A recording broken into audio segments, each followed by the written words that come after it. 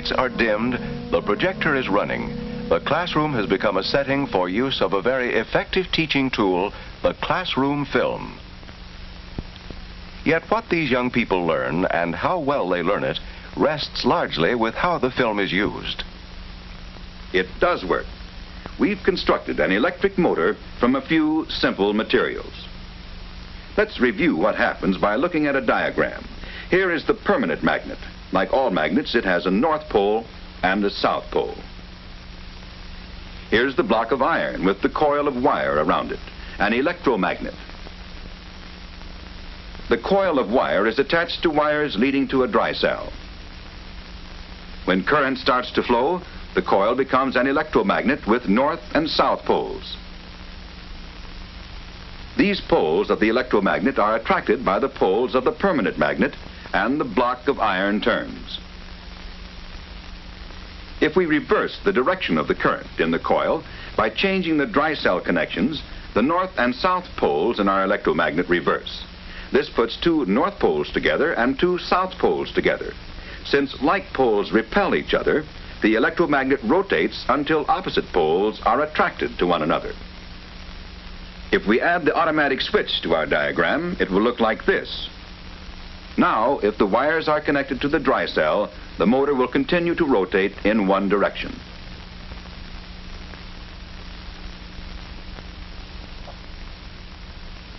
For a science class concerned with how an electric motor works, a classroom film has illustrated a complex process in simple, understandable terms. The film, as is often true, has proved itself an effective and valuable teaching aid. This is particularly true when the film has been carefully selected for content and when the students have been correctly prepared for viewing the film. Activities which follow the film are also important. Activities such as a post-film discussion. Now, can someone explain to me the function of one of the basic parts of the electric motor? Danny. Well, without that automatic switch, the part called the commutator, the motor would make a complete revolution. Do you all agree with Danny's statement? George. Yes, I do, because on the diagram you could see that the commutator reverses the current. If it didn't, the motor action would stop. All right, now, from what we've seen in the film and talked about, can someone give me the definition of a commutator? Sharon, give me your definition. A commutator is a device for reversing the direction of a current. The film has been used to convey information and to stimulate deductive thinking. This kind of discussion of content is as much a part of using a film as the actual showing of it. For a film, however good it may be, is still only a teaching tool and depends for its greatest effectiveness on how it is used by the teacher.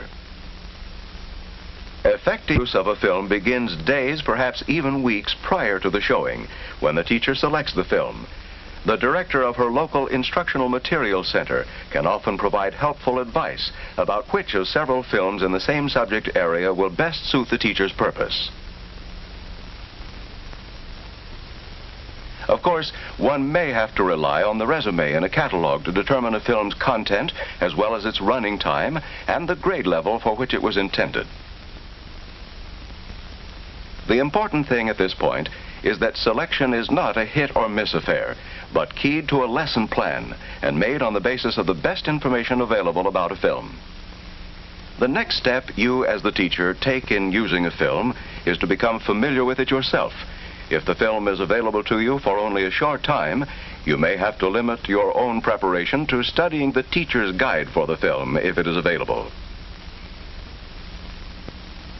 Here you will find usually a more complete description of the film's content than is possible in a catalog or file, along with the questions you may want to ask following the showing of the film.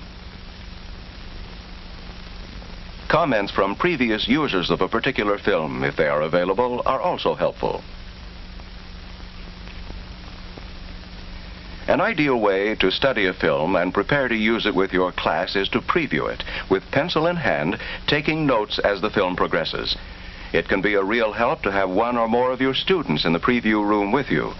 As they watch from a viewpoint which is different from yours, they will detect new or unusual words or situations which may require explanation before the film is shown to the group.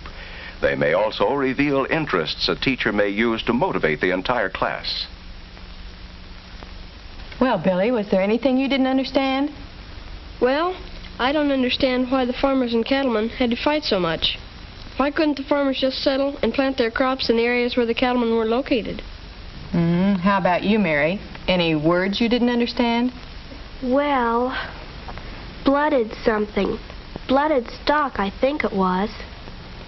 Creative teachers have many ways of developing class readiness for seeing a film. Preparation often starts the day before. Unusual words may be defined beforehand. You recall that yesterday we talked about the problems of settling this large area of our country known as the Great Plains. Today we're going to see a film that shows us those problems very clearly. Of course, when the Great Plains were being settled in the 1850s and 1860s, the movie camera had not yet been invented. So in this film, we get the story as we look at famous paintings and drawings made by artists who were there at the time. Now, Kathy, do you recall the problem about the Plains area that we discussed yesterday?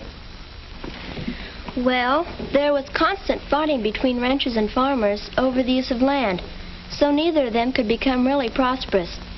And we decided that this situation kept many people away who might otherwise have come and helped to settle the Great Plains. Yes, very good summary, Kathy. Now, in this film, we're going to learn about some other problems that faced these people and what they finally did about them. Afterwards, I want you to be able to identify and discuss the problems and to describe how the eventual solution of these problems affected our country's history. All right, let's have the film. It wasn't like the days when cowboys fought Indians. Between cattlemen and farmers, nobody had the what for to make the difference. Both had 6-shooters and both could use them. Peace depended, it seemed, on finding a cheap and practical fence. Some tried a thorny hedge, the Osage orange for fencing. And it was pig-tight, horse-high, and bull-strong. But it took 4 years and more to grow. Others tried just plain old wire, but cattle shoved right through it. And the search continued. The search for a fence that would combine the low cost of wire with the thorns of a hedge.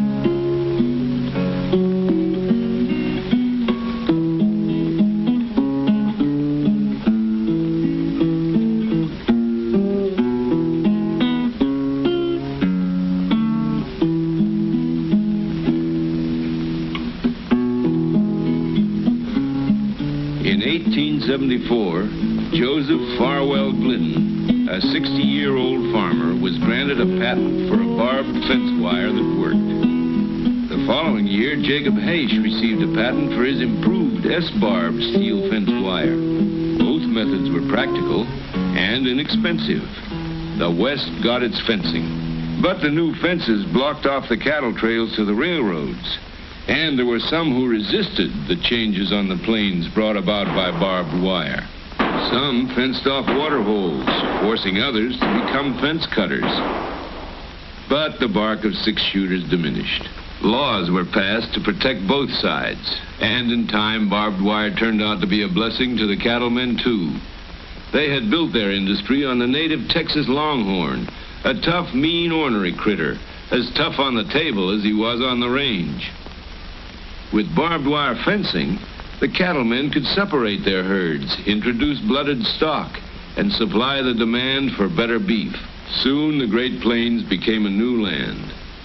The railroad, the Colt revolver, the artesian well, the windmill, new ways of farming dry land, and, of course, barbed wire, enabled our country to settle a vast interior, to turn what was once the great American desert into rich, fertile farmland.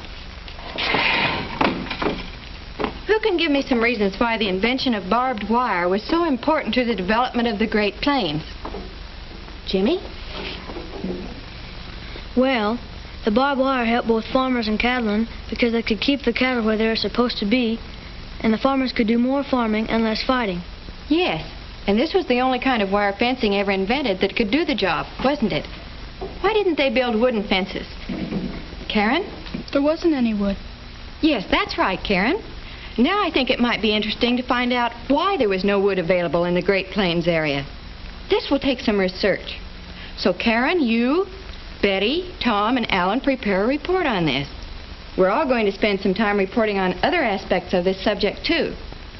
Who would like to find out more about the benefits the barbed wire fencing made possible for the cattlemen? Bob? Well, I recall the film mentioned something about separating the herds and introducing blooded stock. I'd like to know more about this. Okay, Bob. You team up with George, Bessie, Elaine, and Frank on that question. There are many ways to conduct post-film activities profitably. The objective should always be to use the film as a springboard to learning, understanding, and creating. Assigning a research project on a topic related to the film will help the student to form relations of ideas, concepts, and facts, and thereby provide creative learning experiences. In any review of effective use of classroom films, we should not overlook the importance of physical details. For example, proper arrangements for seating, lighting, ventilation, and placement of equipment.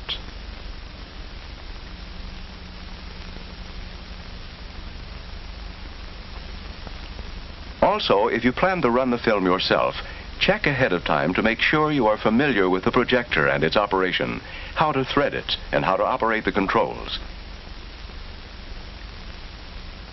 Where these details are handled by a student projectionist, it is still important for you to make sure that these arrangements are made beforehand. All these physical details may contribute or detract from the showing, and hence they are relevant to the creative use you make of a film as a teaching tool. Remember also that since using a film is part of a creative process, the steps you take reflect your own creative ability. The first point at which you put your creativity to work is in the selection of the film, choosing it for your purposes on the basis of your evaluation of it for the effectiveness with your students. The second point is the key to all the steps following it, your own preparation for showing the film. This is the point where you decide whether you will show the film all at one sitting or use only an excerpt which applies to the particular topic being studied. It is the point at which you make final plans for how to use this teaching tool. At the third point, class motivation, you develop readiness for viewing the film. This may be a simple procedure of telling your students the title of the film, why they are seeing it, and some idea of what they are expected to learn from it.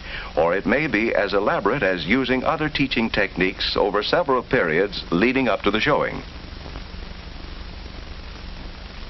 Point 4, the showing of the film, when the creative process is seemingly out of your hands, still reflects your guiding role, particularly if you decide to repeat the showing of the film or to shut off the projector at a certain spot for a predetermined reason. At point 5, the creative teaching aspect comes into full play, for student participation includes all the follow-up activities which round out your purpose in using the film. Discussion, testing for content, research work, report writing, problem solving.